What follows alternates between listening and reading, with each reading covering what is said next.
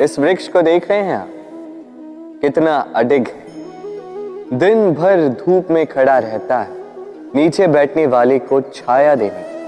अब जैसे जैसे समय बीतता है, वैसे वैसे इस वृक्ष की टहनियों पर पत्तों के साथ साथ फूल खिलने लगते हैं, जो फूल बाद में फल बन जाते हैं। अब समय के साथ साथ जब ऋतु बदलता है तो ये फल तोड़े जाते हैं, कुछ फल गिर जाते हैं।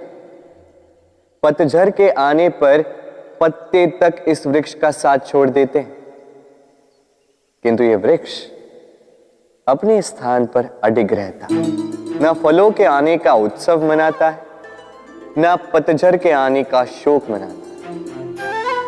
और इसीलिए हम इस वृक्ष की पूजा करते हैं, क्योंकि ये वृक्ष अपने स्थान पर अडिग रहता है। इसी प्रकार सुख और दुख हमारे जीवन का अभिन्न अंग है। सुख और दुख हमेशा रहेंगे, इसलिए ना कभी सुख के आने पर अभिमान से भर जाएं, ना कभी दुख के आने पर शोक मनाएं, क्योंकि सुख और दुख समय रूपी, जीवन रूपी वृक्ष के फल हैं। ये आते रहेंगे, जाते रहेंगे, किंतु सुख और दुख में जो व्यक्ति अडिग रहेगा वही पूजनीय होगा। तिनका कितना छोटा, कितना हल्का, कितना अब कि इस पे मुहावरे बने। किंतु सोचिए, यदि कोई हवा का झोंका इस तिनके को आपकी आंख में डाल दे, भयंकर पीड़ा का अनुभव होगा आपको।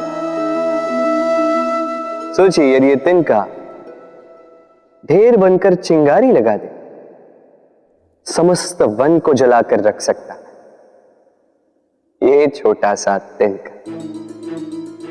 इसलिए स्मरण रखिए, जीवन में कभी किसी के आकार पे मत जाए और कभी भी स्वयं के छोटे होने पर ग्लानि मत कीजिए, क्योंकि छोटा अस्तित्व समय आने पर बड़े से बड़े अस्तित्व को समाप्त कर सकता। इसलिए अपने से बड़ों के समक्ष कभी स्वयं को नीचा मत समझिएगा और अपने से दुर्बलों का कभी अपमान मत कीजिए। सब जैसे हैं वैसे सुंदर, इस रचना का सम्मान करना सीखिए।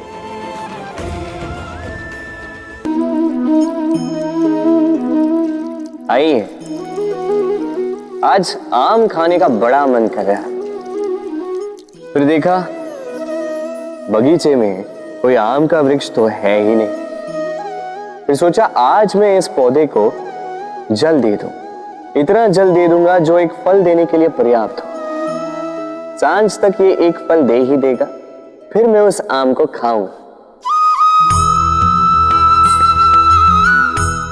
आप सोच रहे हो कि मैं कैसी बातें कर रहा हूं।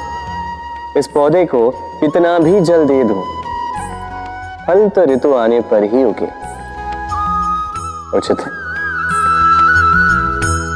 यही रहस्य है सफलता का।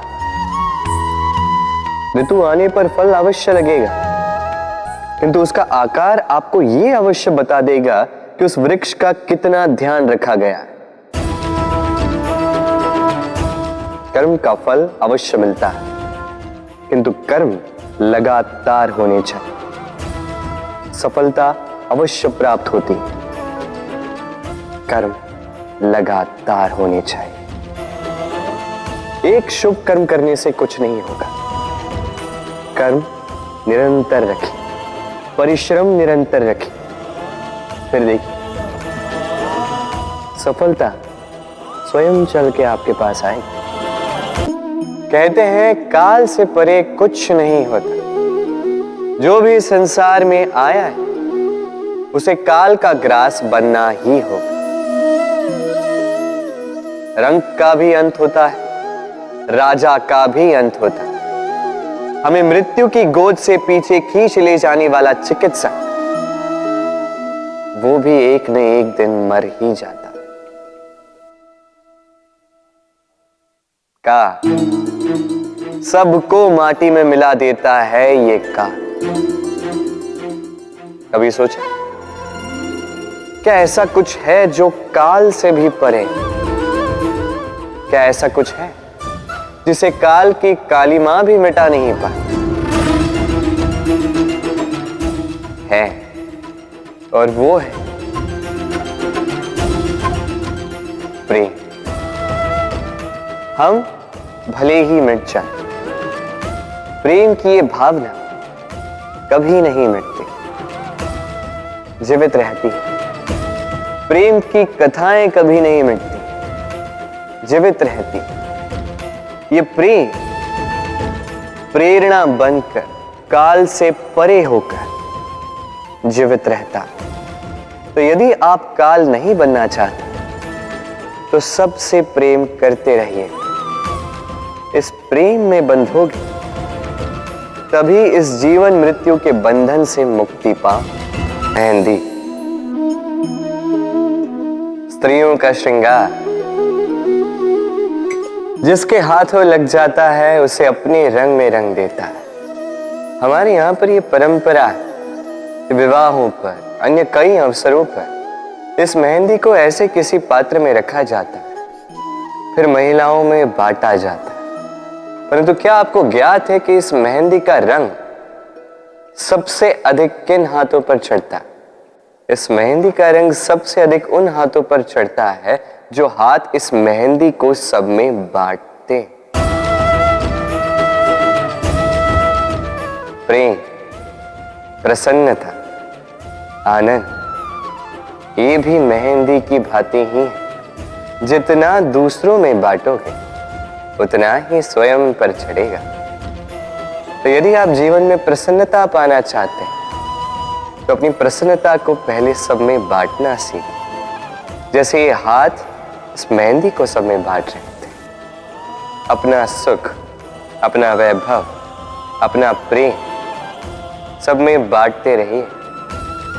आपके जीवन में आपको कभी इसकी कमी नहीं होगी।